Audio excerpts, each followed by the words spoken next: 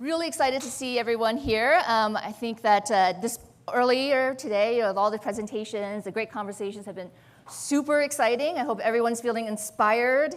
So I'm here to talk about some of the data that we are seeing in Tatango. So we have, success blocks of use cases. We've launched freemium. We've seen a lot of growth and a lot of customers coming in. And so I wanted to share with you some of the insights that we're seeing on what are people doing in terms of journeys, how are they approaching customer success, and how are they, and what are sort of the people and the titles and users that we're kind of seeing in customer success. So this is me, Ting. Don't need to share that. All right, so as I mentioned, love the kind of list of speakers that are here today and will be speaking later on. But you may take a look at this list of all customer success leaders and visionaries and be wondering, why the heck is marketing up here? And why is that marketing talking about customer success and at a customer success event? And 3 years ago, I joined Tatango. And back then, I would have said the exact same thing. I came aboard on Tatango. I had my lean and mighty marketing team. You've met Lorena and Cassie probably. I had my marketing stack that included Hootsuite and Google Analytics and Webflow and WordPress and HubSpot and Salesforce and any other marketing tech you can think of. I probably used that platform. But I wasn't using a customer success platform. I mean, customer success was over there where Robin and her team were using it, not marketing. Fast forward in 2022 now, and marketing is running on Tatango. We are in there every day, if not every hour. We are working hip to hip with product, sales, customer success to really understand our customer journey, really taking a look at the behavior and helping to define and really execute on all the actions that need to happen within the customer journey. But I'd like to say that I'm unique and pat myself on the back, but that's not the case. I think you've heard today already lots and lots of examples of customer success working with different parts of the organization, whether that be marketing or with sales or the product.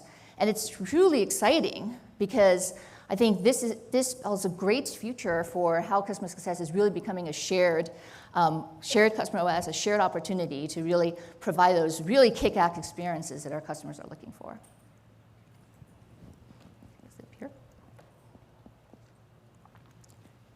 Now, last year, we had launched a survey, our State of Customer Success salary survey. And this was the 10th year, I think, that we did it. And what we saw there was that last year, there was this huge explosion of growth in terms of interaction with customer success and marketing, customer success and sales.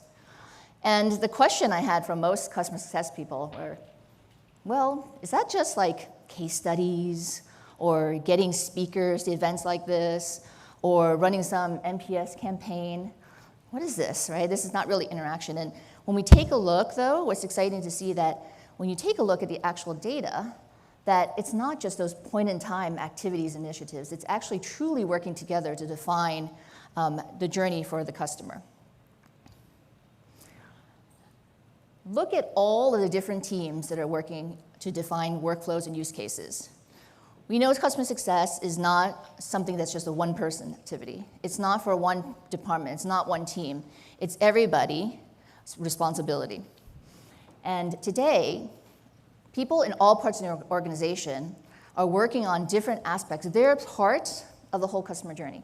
Whether you see it, know it, or like it, it's happening. And their interactions with your company or with your customers are defining whether they're going to be having a good or bad outcome.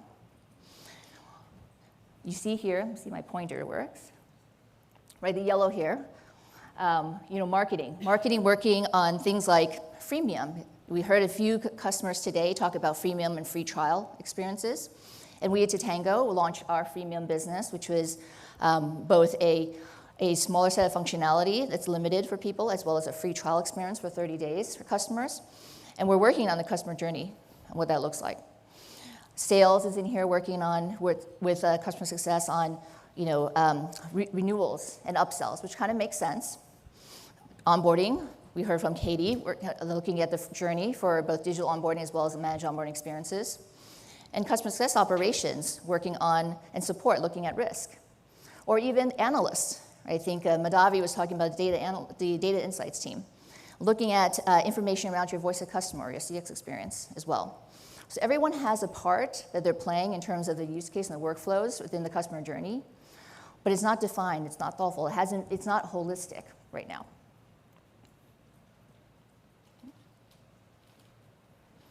And this is a case not just for internet companies. The large line you see here is technology companies. So we know that technology companies, and probably most of the companies here to date, are looking at customer success and have defined use cases and workflows for customer success.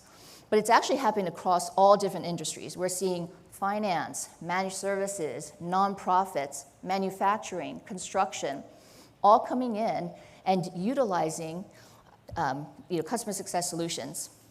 This data, by the way, is not just survey data. It's actually data that we're seeing from people interacting with our success blocks, our modules of use cases, and seeing what they're using and what they're interacting with.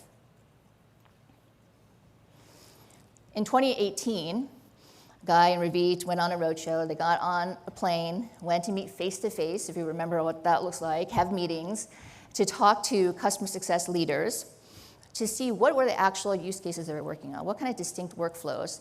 And what they found was 50 different workflows. It was absolutely the onboarding, adoption, nurture, the new renewals, the ones that we typically hear about. But there were also other ones that were coming to play, voice of customers, win back, for example. Fast forward now, 2022, it's not 50, it's 300 or more that we're seeing. The things that people are working on, I'm really inspired and excited about the creativity that you see here. It's becoming more and more sophisticated in how people are segmenting, how people are thinking about products, how people are taking their customers through this journey with them and getting more and more unique. They're solving more unique problems for their customers.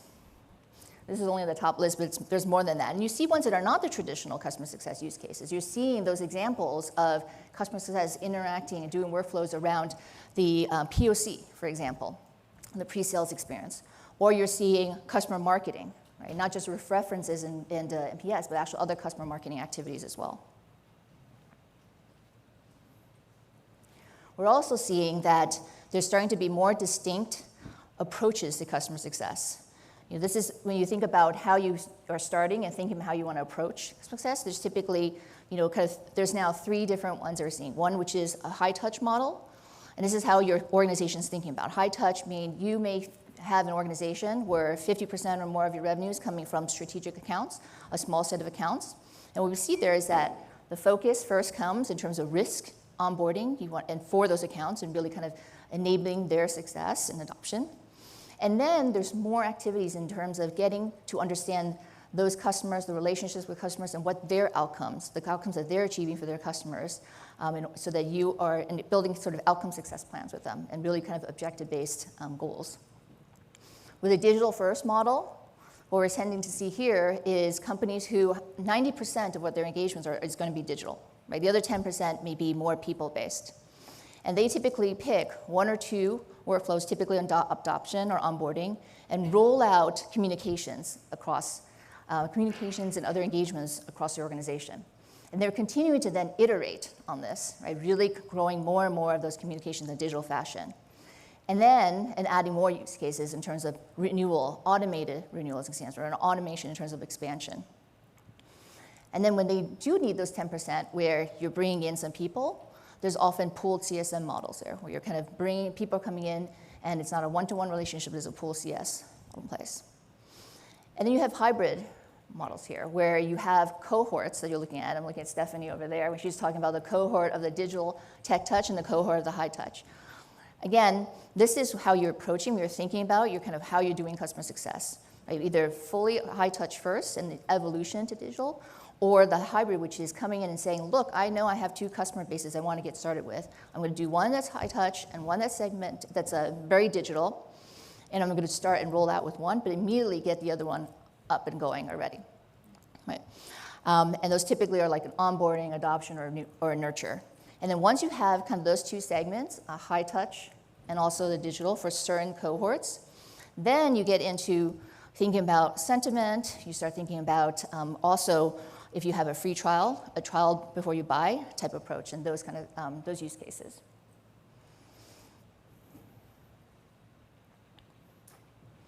And this is true across many different sizes of organizations, right? They're layering on these activities as they go through. If you're a large organization, you typically have 7 of these workflows.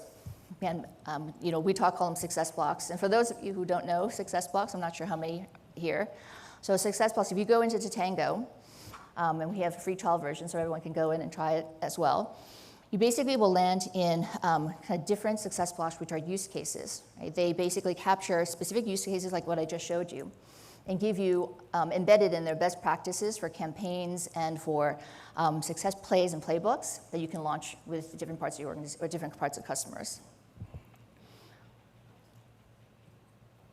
And what we see from the data is that typically people come out with first sets, but then they layer on top.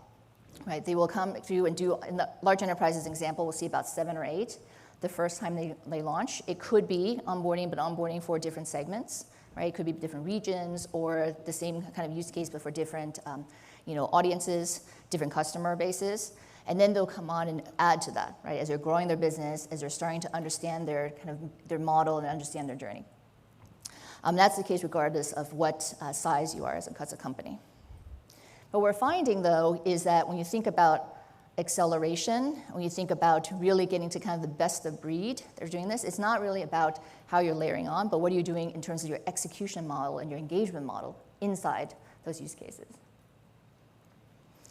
When you compare organizations who are kind of early, who are kind of launching this versus organizations who are best of breed, you're seeing a distinct difference in terms of how many of these email campaigns are launching and how fast they're actually launching this from a cycle standpoint.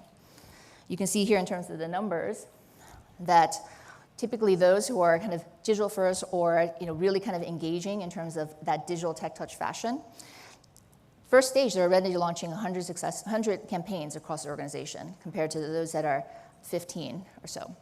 And then layer on top of that, we're actually multiplying it, right? As they're learning more, as they're segmenting their communications, as they go from maybe single, one point in time emails that they're sending out to really learning and seeing what's working and then converting them into recurring models of emails they're launching. So the pattern of kind of adding and continuing to iterate, improve, we're seeing across the board. And those that are able to do that faster and test and iterate and improve and see what's working and kind of continue to add are seeing faster and faster results. The same with actually the playbooks and the success plays as well. Right? You'll notice here actually it's interesting, I think, that for those that are kind of the best in class organizations, like organizations are the most customer centric, that there's actually a drop in the plays that they might launch in the first year or first stage of their usage of their kind of customer success journey here to their second stage. And I think what's happening there is that you're seeing people learning, right? They're learning to work smarter, not harder. Right? They're going in not saying, keep building people-based tasks. They're actually looking and seeing, maybe I need to peel away and stop certain activities because I don't need to do those and I could convert it to digital or it's not necessary. So people, I think this is just showing that those in the kind of who are really kind of embracing this customer century and really actually going in and looking at the insights are learning and evolving, and the evolution may not be adding more, but looking and being smarter and in some cases adding less.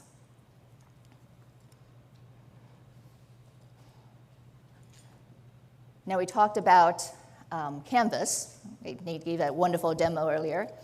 And customers have been in Canvas in beta for a while, for 6 months. And as we try and take a look at what does that mean? So Canvas gives us the ability to actually see the entire journey. Right? When we talk about all these people across the organization coming in and interacting, all those people in the organization who are sharing in the customer journey, by being able to map and design that entire flow and all the stages and all the interactions, you're able to look more closely to see where the gaps are. And you can look more closely to see what's actually happening, that what you designed and thought about and were planning, maybe on a PowerPoint or some other tool, is actually in their system that's actually running these campaigns. So as you go in and you're seeing that there's gaps or that certain segments are not being covered, you can very quickly go and take the action to improve on that. Or to take the action to test and see, maybe failure, but test and see and improve. And we see that people who are using this approach of being able to design everything in one system and then also run and activate it are actually launching almost 2x more campaigns. Not necessarily the fact that it's higher volume, but the fact that this means that they're testing more, they're trying more, they're actually able to iterate faster and faster. And the same with plays too. They're testing more plays because they're seeing where there's gaps. Maybe there's coming in and it's an intervention play that they're bringing in towards closing the gap or closing that leakage at the beginning, which then later on they can see the success of it and then convert that into maybe a digital and automated fashion. But this approach of being able to see, as you saw in the beginning, those who are kind of the folks who are the companies and businesses who are customer-centric, who are really kind of driving the leadership in this place, they have to get to that faster cycle of being able to engage and interact with the customers. And the results we're seeing is that Canvas is helping do that.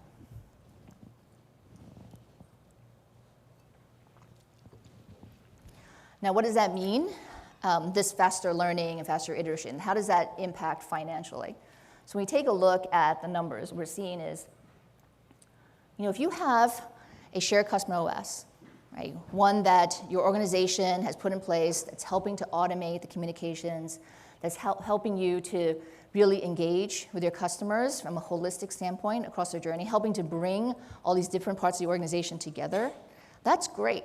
Right, to what Jeff said, that is, you're getting in that performance zone. You're creating momentum, right? You're bringing together these experiences that may be disparate and siloed across the organization into one journey. And from the outside in, from the customer standpoint, they don't care who they're interacting with, right? They want to know that there's a continuous experience that they have from beginning to the end with you. And typically what we're seeing now is that when you have this kind of very data-driven, orchestrated approach and shared approach to customer success and that mastering the customer journey, businesses are getting 15 to 40% more improvement, right, in terms of revenue. But those organizations who are in that category, who are really thinking customer-centric, who are going out and agilely thinking about customer journeys as a product and making those improvements to them, the benefit they're seeing is exponential, it's compounded here, right? Because you're able to continue to impact those journeys and those results. We're seeing 7 to 55% improvement in terms of what they're actually receiving financially by putting this kind of system and process in place.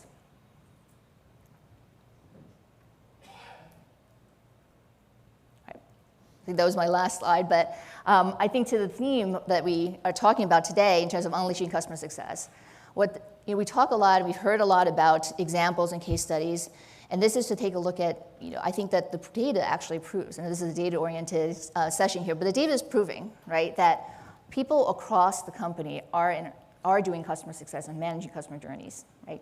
They are in there, they're interacting with your customer. The customer journey is a combination of all the activities that are across every single person that's in the organization, and if you don't see, know, or are not partnering with different parts of the organization to actually impact that, right, that's not an outside-in approach. That's not thinking about the customer-driven approach, and you're not going to see the impact. And the second thing, I think, is that this continuous innovation life cycle. I actually, originally, when I put this slide together, I called it continuous improvement life cycle, but that's very incremental, right? Then that's very operational, in a way. And so I changed it to say continuous innovation life cycle because I think that that's really what we're trying to do, right? We're helping our customer, we're innovating both our product, innovating our processes, innovating our journeys, innovating the ways that we are engaging with our customers to deliver not just results for us, but for them. And really kind of delivering those like epic experience that they're expecting from us. So unleash customer success, but I think parts of the organization, and what we've shown in the cases today, customer success has been unleashed already. So, okay, thank you. Thank you.